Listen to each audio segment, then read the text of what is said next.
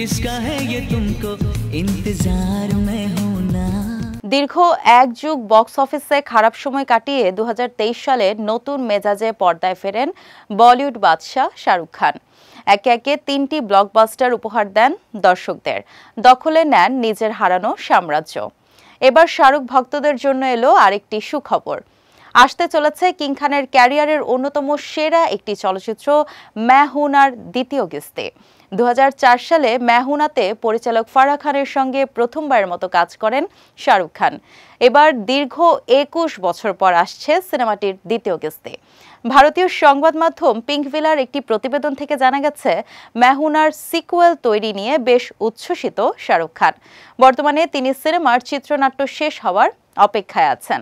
2025 সালের মাঝামাঝি সময়ে প্রথম খসড়া শুনবেন এবং তারপরেই অভিনয়ের সিদ্ধান্ত নেবেন বলে ধারণা করা হচ্ছে।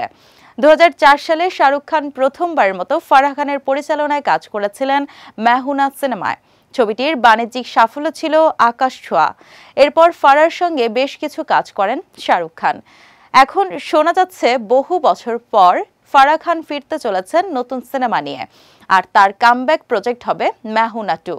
তবে এতে শাহরুখ খান থাকবেন কিনা সেই বিষয়ে এখনো কোনো নির্ভরযোগ্য তথ্য পাওয়া যায়নি। শাহরুখ খান এবং গৌরী খানের ব্যানারে রেড চিলিজ এন্টারটেইনমেন্টের অধীনে প্রযোজিত প্রথম সিনেমা ছিল मैं हूं না।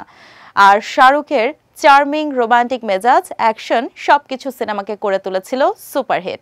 এতে শাহরুখের সঙ্গে আরও অভিনয় করেন সুস্মিতা সেন, জায়েদ খান, অমৃতা রাও, কিরণ রাও, সুনীল শেঠি সহ অনেকে।